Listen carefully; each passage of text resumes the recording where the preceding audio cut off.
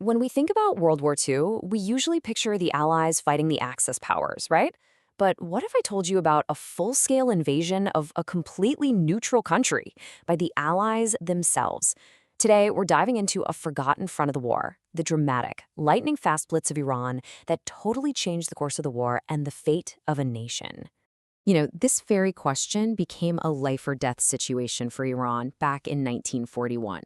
They declared neutrality, wanting no part of the fight, but they quickly found themselves caught directly in the crosshairs of global superpowers, and they learned a pretty brutal lesson about what it really means to stay on the sidelines. To really get how shocking this all was, we need to just look at the invasion itself.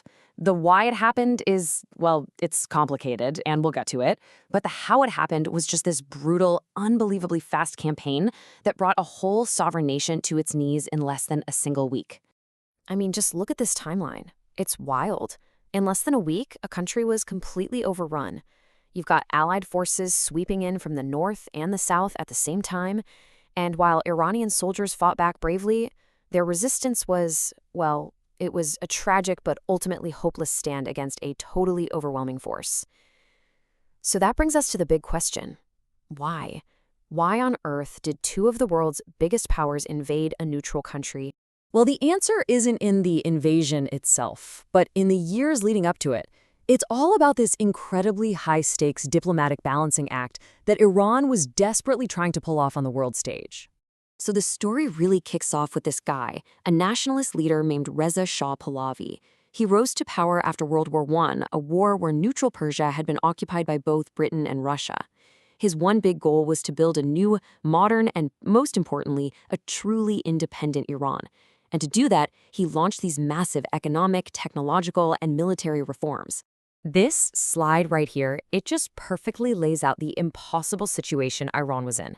On one side, you've got Britain and the Soviet Union. They have this painful history of occupying the country, so there's some deep, deep mistrust there. On the other side, you have Germany. They're a major trade partner, they have zero history of imperialism in the region, and they're offering the exact technical know-how Iran needs to modernize. What do you do? About 1,000. That's roughly how many German nationals were in Iran at the time. And listen, these weren't soldiers. They were engineers, technicians, people who were crucial to building up Iran's infrastructure. It seems like a small number, right? But that number, it would soon be used as the entire justification for a full-scale invasion. So, you have Iran walking this diplomatic tightrope, just desperately trying to stay neutral. And then, bam, one single event happening thousands of miles away completely shatters this delicate balance and redraws the entire strategic map of the world. Operation Barbarossa. The second Germany invaded the Soviet Union, it instantly turned the communist state into an ally of Great Britain. And just like that, the entire dynamic of the war shifted, and Iran's strategic importance went through the absolute roof, practically overnight. Suddenly, Iran wasn't just a neutral nation. It was now the Persian corridor. You have to understand, this was the one and only reliable lifeline for the US and Britain to pump millions of tons of supplies. Tanks, planes, food, to keep the Soviet war machine from collapsing under the German blitzkrieg. The fate of the Eastern Front, and maybe the entire war, now hinged on this land bridge. So if you're the Allies, the risks are just enormous. A German push south through the Caucasus Mountains could seize Iran's oil fields and completely cut off the Persian corridor.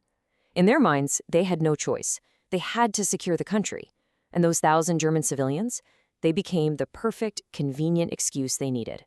The Allies demanded that Iran kick out all German citizens. The Shah, trying to cling to his nation's neutrality, refused. He made this desperate appeal to the United States for help.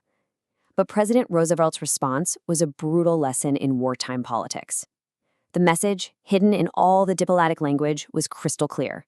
When the giants go to war, smaller nations are on their own. All right, so let's get to the invasion itself, which the British codenamed Operation Countenance.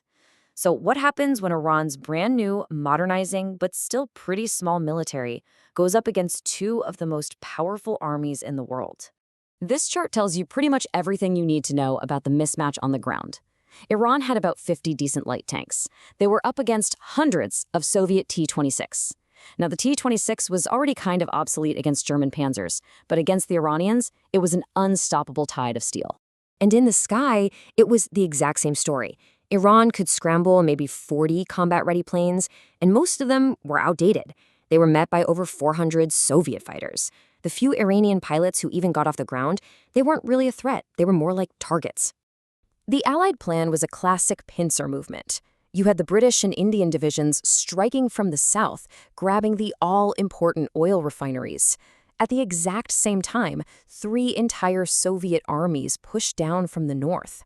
The whole strategy was designed for a super-fast, decisive victory, giving Iran absolutely no time to organize any kind of real defense.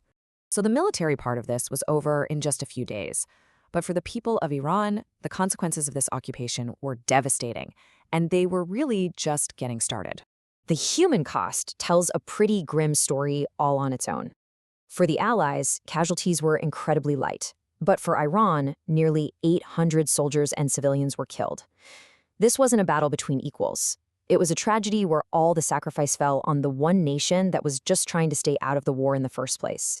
The political fallout was immediate. Reza Shah, the nationalist who had tried so hard to forge an independent path for his country, was forced to abdicate. The Allies sent him into exile, and they placed his young son, who they saw as much more cooperative, on the throne.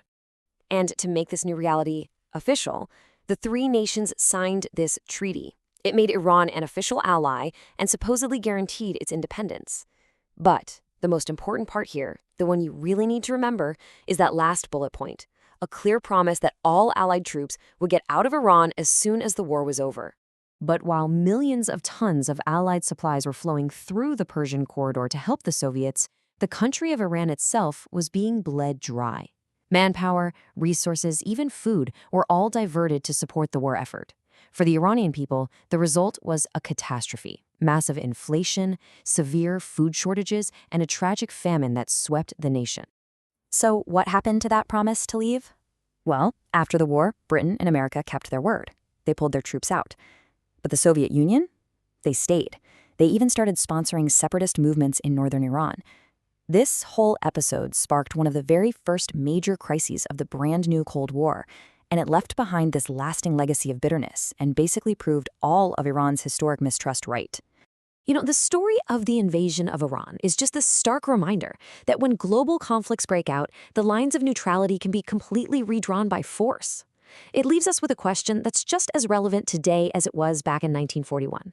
When the great powers are locked in a struggle for survival, is it really possible for anyone to just stay on the sidelines?